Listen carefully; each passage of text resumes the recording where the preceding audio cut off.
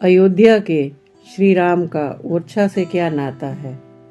आइए जानते हैं एक 600 साल पुराना इतिहास। ओरछा की धड़कन में भी राम विराजमान है। राम यहाँ धर्म से परे हैं। हिंदू हो या मुस्लिम, दोनों के ही वे आराध्य हैं। अयोध्या और ओरछा का करीब 600 वर्ष पुराना नाता है। आपको बताएंगे कि कैसे 16वीं शताब्दी में महारानी कुंवरी गणेश रामलला को लाई थी ओरछा। कैसे 21 दिनों के तप के बाद प्रभु राम 3 शर्तों पर ओरछा चलने को राजी हुए थे। आज अयोध्या नगरी सज चुकी है। तमाम अड़चनों के बाद 22 जनवरी को श्री रामलला की प्राण प्रतिष्ठा होने जा रही है। अयोध्या के रामलला के साथ ही ओरछा के राजा राम भी हमेशा चर्चा में रहते हैं। अयोध्या से मध्य प्रदेश के ओरछा की दूरी तकरीबन 450 किलोमीटर है, लेकिन इन दोनों ही जगहों के बीच गहरा नाता है। जिस तरह अयोध्या के रग रग में राम जी हैं, ठीक उसी प्रकार ओरछा की धड़कन में भी श्री राम विराजमान हैं। राम यहाँ धर्म से परे है। हिंदू हो या मुस्लिम, दोनों के ही वे आराध्य है। अयोध्या के ओरछा का करीब 600 वर्ष पुराना नाता है। कहा जाता है कि 16वीं शताब्दी में ओरछा के बुंदेला शासक मधुकर शाह भी महारानी कुंवरी गणेश अयोध्या से रामलला को ओरछा ले आई थीं।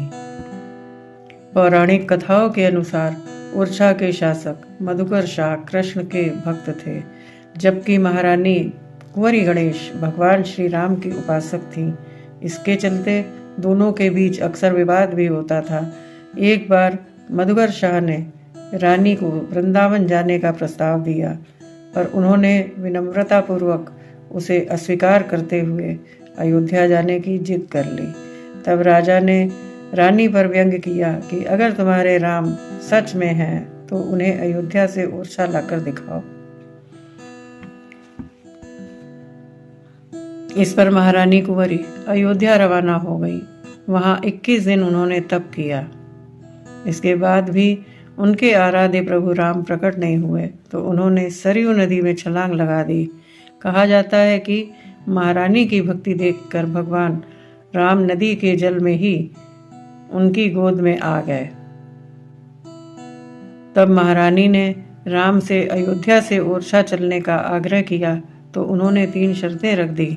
पहली, मैं यहाँ से जाकर जिस जगह पर बैठ जाऊंगा वहाँ से नहीं उठूंगा। दूसरी, ओरछा के राजा के रूप में विराजित होने के बाद किसी दूसरे की सत्ता नहीं रहेगी। तीसरी और आखिरी शर्त, खुद को बाल रूप में पैदल एक विशेष पुष्य नक्षत्र में साधु संतों के साथ ले जाने की थी। महारानी ने ये तीनों शर्तें सहर्ष स्वीकार कर ली। इसके बाद ही राम राजा ओरछा आ गए। तब से भगवान राम यहाँ राजा के रूप में विराजमान हैं। राम के अयोध्या और ओरछा दोनों ही जगहों में रहने की बात कहता एक दोहा आज भी राम राजा मंदिर में लिखा है कि राम राजा सरकार के दो हैं निवास, खास दिवस ओरछा रहत हैं, रैन अयोध्या वास। ओरछा में प्रभु राम के आगमन पर एक और कहानी भी प्रचलित है। कहा जाता है कि 16वीं सदी में जिस समय भारत में विदेशी आक्रमणकारी मंदिर और मूर्तियों को तोड़ रहे थे, तब अयोध्या के संतों ने जन्मभूमि में विराजमान श्री राम के विग्रह को जल समाधि देकर बालू में दबा दिया। यही प्रतिमा रानी कुंवरी गणेश ओरछा ले आई थी। साहित्यकार राकेश अयाची कहते हैं कि 16वीं सदी में ओरछा के शासक मधुकर शाह ही एकमात्र ऐसे पराक्रमी हिंदू राजा थे जो अकबर के दरबार में बगावत कर चुके थे। इतिहास में यह बात दर्ज है कि जब अकबर के दरबार में तिलक लगाकर आने पर पाबंदी लगा दी गई थी, तब मधुकर शाह ने भरे दरबार में बगावत की थी। उनके तेवर के चलते अकबर को अपना फरमान वापस लेना पड़ा था। अयोध्या के संतों को यह भरोसा था कि मधुकर शाह की हिंदूवादी सोच के बीच राम जन्मभूमि का श्री राम का यह विग्रह ओरछा में पूरी तरह सुरक्षित रहेगा।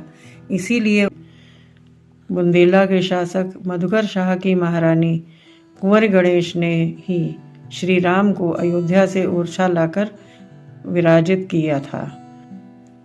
इतिहासकार बताते हैं कि राम राजा के लिए ओरछा के मंदिर का निर्माण कराया गया और बाद में उन्हें सुरक्षा कारणों से मंदिर की बजाय रसोई में विराजमान किया गया।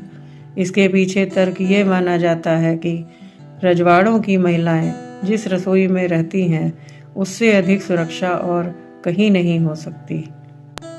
ओरछा में राम हिंदुओं के भी हैं और मुसलमानों के भी। 40 साल से ओरछा निवासी मुन्ना खान जो सिलाई का काम करते हैं, वह कहते हैं कि रोज दरबार में सजदा करता हूँ, हमारे तो सब यही हैं। राम उनके आराध्य है। ओरछा के ही नईम बेग भी राम को उतना ही मानते हैं जितना रहीम को। वे कहते हैं कि आपसी भाईचारा ऐसे ही रहे जैसा ओरछा के राम राजा दरबार में। ओरछा के राम श्रद्धा चाहते हैं, इसीलिए उन्होंने विशाल चतुर्भुज मंदिर त्याग कर वात्सल्य शक्ति की प्रतिमूर्ति महारानी कुंवर गणेश की रसोई में बैठना स्वीकार किया था। राम तो भक्तों के भावों में बसते हैं, भवनों की भव्यता में नहीं। आज आपको यह भी एक नई बात पता चलेगी कि ओरछा में प्रतिदिन राजा राम को दिया जाता है गार्ड ऑफ ऑनर। ओरछा और अयोध्या का संबंध करीब 600 वर्ष पुराना है। कहते हैं कि संवत 1631 में चैत्र शुक्ल नवमी को जब भगवान राम ओरछा आए, तब उन्होंने संत समाज को यह आश्वासन भी दिया था कि उनकी राजधानी दोनों नगरों में रहेगी। तब यह बुंदेलखंड की अयोध्या बन गया। एक राजा के रूप में विराजने की वजह से उन्हें 4 बार की आरती में सशस्त्र सलामी या गार्ड ऑफ ऑनर दिया जाता है। ओरछा नगर के परिसर में यह गार्ड ऑफ ऑनर राम राजा के अलावा देश के किसी भी वीवीआईपी को नहीं दिया जाता, प्रधानमंत्री और राष्ट्रपति को भी नहीं।